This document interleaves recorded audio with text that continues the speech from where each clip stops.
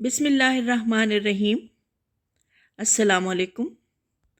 आज हम level 8 matric में उर्दू की क्लास में जो टॉपिक पढ़ने जा रहे हैं वो है खतूत निगारी। खतूत निगारी या खतूत नवीसी क्या होती है? ख़त या मकतूब अरबी ज़ुबान का लफ्ज़ है जिसके मानी लकीर या रास्ता के हैं। आमतौर पर ख़त से मुराद वो तहरीर है जिसमें कोई शख्स अपने दोस्तों, रिश्तेदारों या फिर किसी सरकारी या निजी इदारे को बतौर राब्ता अरसाल करता है।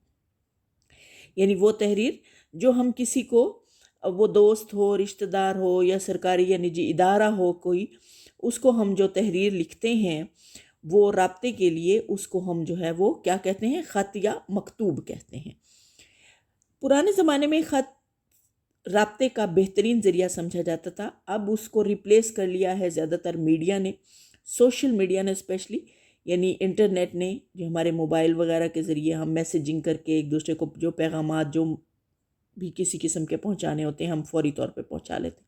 लेकिन अब भी बहुत सारे इलाकों में, दुनिया में बहुत सारे ममालिक में अभी भी ज़रिया जो है वो ख़त ही समझा जाता है।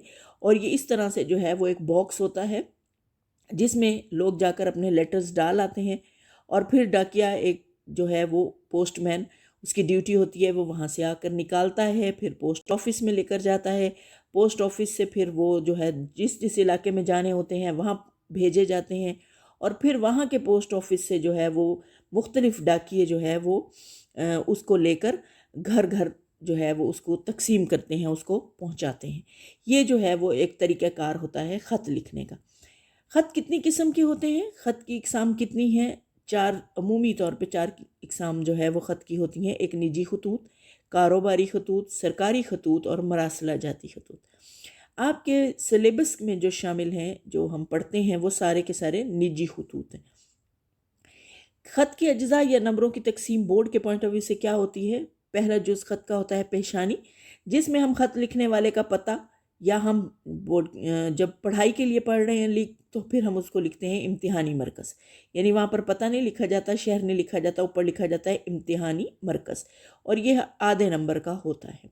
दूसरा, ख़त लिखने की तारीख़, उसके नीचे जो हम तारीख़ लिखते हैं वो भी आधे नंबर की होती है।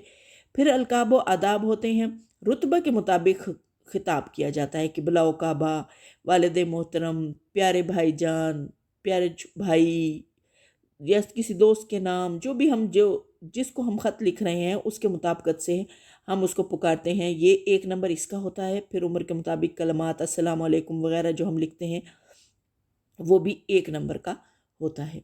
इसी तरह से फिर उसके बाद होता है नफ्स मज़मून या मतन, जिसको कहते हैं, यानी असल में जो बात हम करना चाह रहे होते हैं ख़त में, वो तमहीद से हम आगाज़ करते हैं। तमहीद क्या होती है? यानी खैरियत पूछना और बताना। उसके बाद असल मुद्दा या गर्ज़ लिखी जाती है, यानी असल मुद्दा या गर्ज़ क्या होता है? तहरीर करने का मकसद, यानी किस लिए ख़त लिखा जा रहा है उसकी डिटेल लिखी जाती है सारी, और फिर जो है वो उसको ख़त्म किया जाता है, एंड किया जाता है उसका। ये 6 नंबर का होता है। और आखिर में जो है वो जो अलकाब व आदाब, हम इख्तितामी कलमात और दुआ वगैरह लिखते हैं, वस्सलाम लिखते हैं और फिर अलिफ बे जीम लिखते हैं, वो भी एक नंबर का होता है। इस तरह से ये हमारे ख़त के नंबरों की तकसीम होती है। आज हम जो ख़त पढ़ने जा रहे हैं वो पहला ख़त जो है, 4 खतूत आज हम पढ़ेंगे। उसमें से पहला ख़त है जो आपकी ग्रामर बुक में ख़त नंबर 7 है, दोस्त के नाम ख़त, यानी नाराज़ दोस्त को मनाने के लिए ख़त लिखा जा रहा है। अब इसमें ये आपको जो है वो बुक के ऊपर यहाँ पर पता लिखा हुआ है, और ये आपको करेक्शन करवाई भी गई थी, फिर भी आपको यहाँ पर मैंने यहाँ करेक्शन कर दी है ताकि आपको पता हो इम्तिहानी मरकज़ लिखना है और फिर डेट लिखनी है। जो भी डेट हो, जिस डेट को आप वो लिख रहे हों, पेपर में लिख रहे हों, टेस्ट में लिख रहे हों, नोटबुक पर लिख रहे हो, जो उस दिन की डेट होगी इसकी जगह पे वो डेट लिखी जाएगी। यहाँ पे आपका लिखा हुआ है सैयद भाई अस्सलाम वालेकुम। इसमें से सैयद भाई आपको पता है जिसको हम मुखातिब करते हैं उसको हम मिड में लेके आते हैं, तो यहाँ पर जो है वो उसको लाना है, और उसके बाद अस्सलाम वालेकुम आपने जो है वो यहाँ साइड पर लेकर जाना है, या यहाँ भी थोड़ा सा साइड पर यहाँ भी लिख सकते हैं, लेकिन बेस्ट होता है कि आप यहाँ पर लिखें। और फिर उसके बराबर अस्सलाम वालेकुम के बाद जो है सैयद भाई, यानी जब पुकारते हैं तो उसके साथ अलामत आती है नदाइया की, और अस्सलाम वालेकुम के बाद जो है वो ख़त्मा आता है, यानी फुल स्टॉप की अलामत, जो उर्दू वाला फुल स्टॉप होता है वो आता है। ठीक है, ये ख़त क्या था, टॉपिक क्या था? नाराज़ दोस्त को मनाना। ठीक है, रूठे हो रूठो, हम मनाने को तैयार हैं, मगर ये तो कहो रूठे क्यों? इसलिए कि आपको मनाया जाए, یعنی اس لیے روٹھے ہو کہ آپ کو منایا جائے، خوشامد کی جائے، معافی مانگی جائے۔ کیا دوستی روٹھنے مننے کا ہی نام ہے؟ اب ضد چھوڑیے، سنا ہے سیدوں کا حوصلہ بڑا ہوتا ہے، ان کے دل میں ایسی باتیں جگہ نہیں پاتی۔ آپ بھی تو سید ہیں، پاک فطرت ہیں، پھر یہ روٹھنا کیا مانی؟ یعنی ان کا دوست روٹھ گیا ہے، جو ذات کے حساب سے سید ہیں، تو وہ ان کو کہہ رہے ہیں کہ سیدات جو ہے، کیونکہ سید آپ کو پتہ ہے بیٹا حضور صلی اللہ علیہ وآلہ وسلم کی نسل سے ہیں، تو وہ کہہ رہے ہیں کہ وہ تو اس طرح کے جو ہے وہ نہیں کرتے کہ کسی کو ناراض کرنا، کسی سے ناراض ہونا یا کچھ ایسا، تو آپ کو تو ایسا نہیں کرنا چاہیے۔ اچھا تو آپ سید سے بڑھ کر قبلہ و کعبہ ہیں، یعنی زیادہ قابل احترام ہے، مان لیا، کیسے؟ اب تو خط کا جواب دیجیے گا یا نہیں؟ یعنی کہیے اب تو خط کا جواب دیجیے گا یا نہیں؟ اگر نہیں قائم ہے اور اسے قائم رکھنا ہے تو میں حاضر ہو کر مناؤں گا، پاؤں پڑوں گا، اس پاک ہستی کا واسطہ دوں گا جس نے آپ کو سید ہونے کا خلت بخشا ہے۔ خلت کہتے ہیں شاہی لباس کو، یعنی یہ آپ کو عزت والا لباس بخشا ہے، نام بخشا ہے یہ سید ہونے کا، تو میں ان کا واسطہ دے کر آپ کو مناؤں گا، جیسے بھی منانا پڑا میں مناؤں گا۔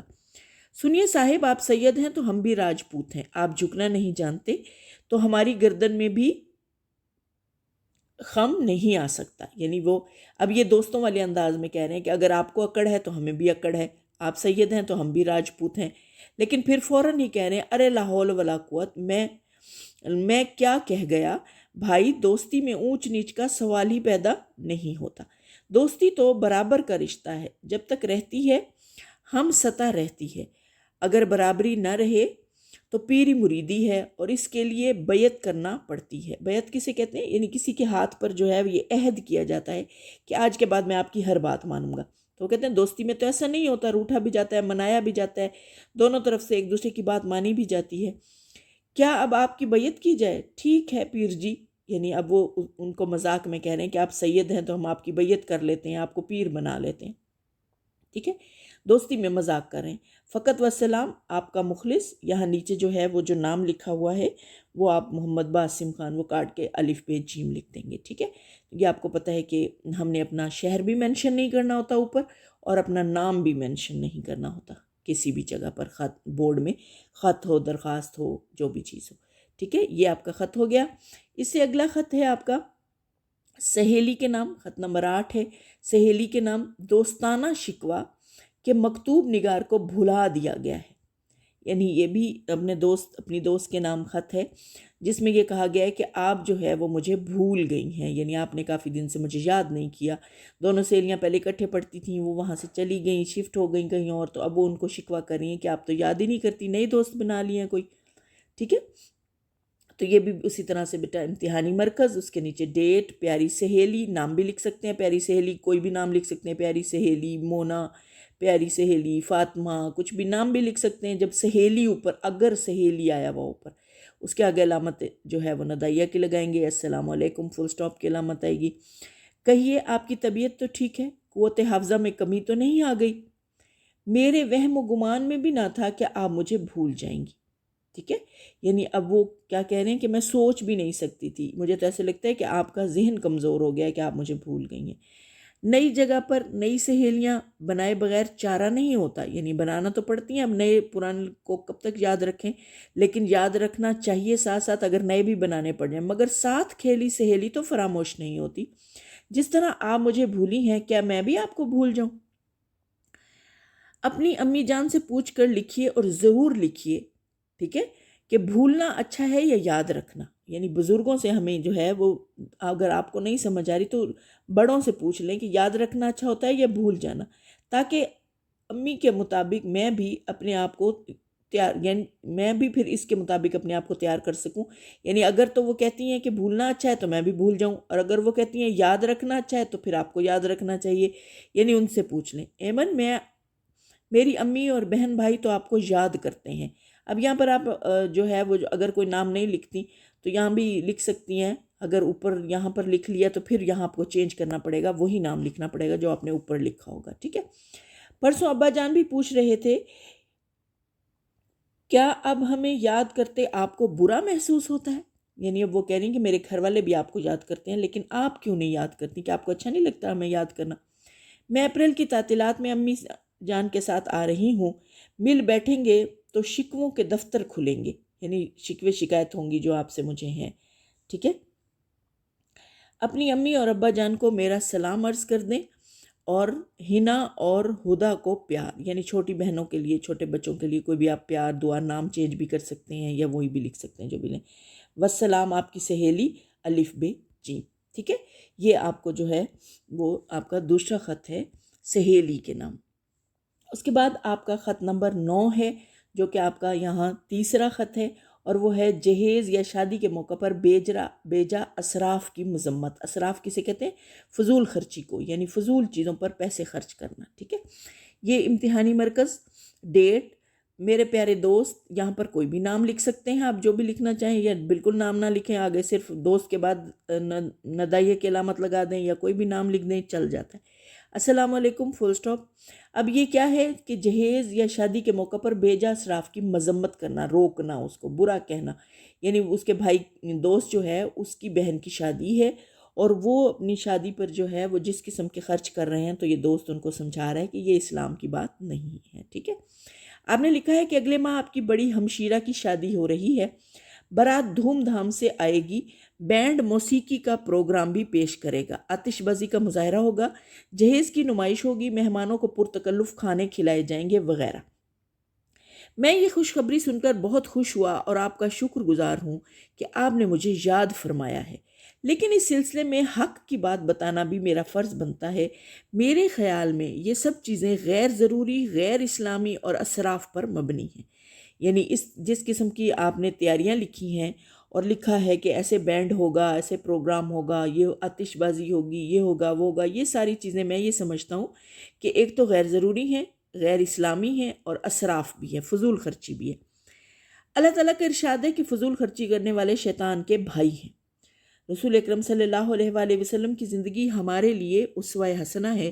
آپ صلی اللہ علیہ وآلہ وسلم نے اپنی بیٹیوں کی شادیاں کس طرح کی، ٹھیک ہے، باراتیں کیسے آئیں، مہمانوں کو کیسے کھانا کھلایا اور جہیز کیا دیا، یعنی یہ چیزیں ہمیں دیکھنی چاہیے کہ آپ صلی اللہ علیہ وآلہ وسلم نے بھی تو اپنی بیٹیوں کی شادیاں کی تھی، تو پھر کیا اس قسم کی باراتیں تھیں، ایسے کھانے تھے، ایسے جہیز تھے، ہمیں اس پر جو ہے وہ غور کرنا چاہیے۔